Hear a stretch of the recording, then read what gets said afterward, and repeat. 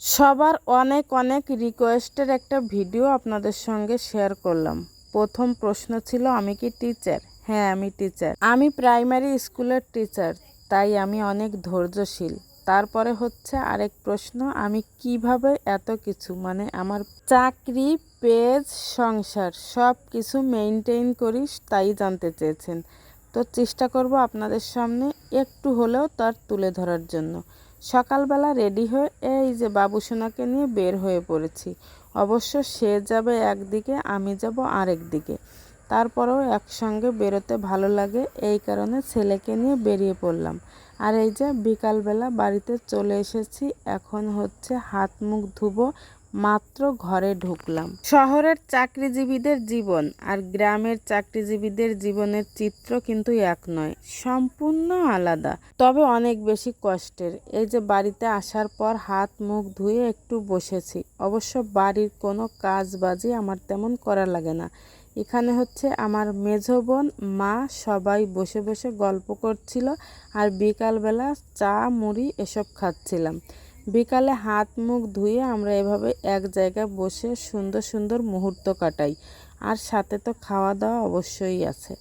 তারপর চলে এসেছি কিছু সুন্দর সুন্দর রিলস আপনাদের সঙ্গে শেয়ার করব, তাই তৈরি করতে।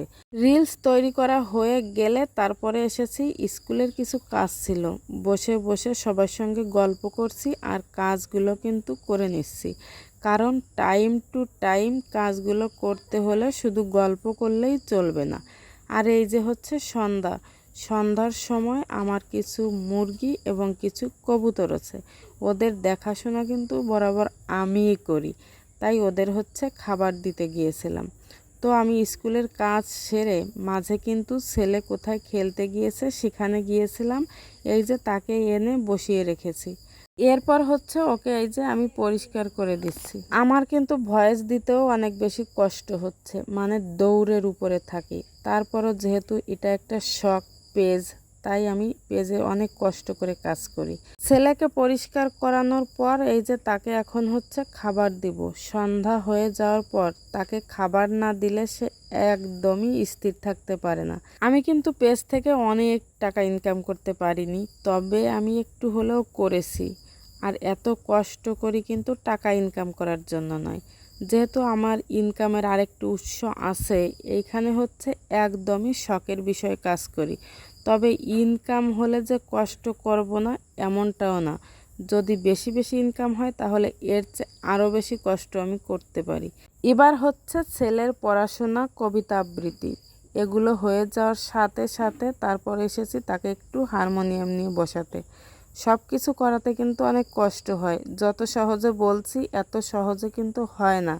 আপনাদের ঘরে তো নিশ্চয়ই বাচ্চা আছে, এদের দিয়ে এসব কাজ করাতে কতটা কষ্ট হয় তা এবার বুঝে নিন। রাতের বেলা মুখ ধুয়েছি, ফ্রেশ হয়েছি, শুয়ে পড়ব। ভিডিও এডিট করার সময় দেখি আমি একটা ডে ক্রিম মুখে লাগিয়েছি। তো এভাবেই চলছে আমার প্রতিদিনের কাজ। তো যারা প্রশ্নটা করেছিলেন অবশ্যই উত্তর পেয়ে গেছেন, আর যারা প্রতিদিন আমার ভিডিও দেখছেন সবাইকে অসংখ্য ধন্যবাদ। যেমন কলি দিদি, তিথি দিদি, ফরহাদ ভাই সবাই আমাকে অনেক অনেক অনেক বেশি সাপোর্ট করে। আপনারাও তাদের পেজ থেকে ঘুরে আসবেন, দেখবেন আপনাদেরকেও অনেক বেশি সাপোর্ট করবে। তো সবাইকে অনেক অনেক ধন্যবাদ। টাটা।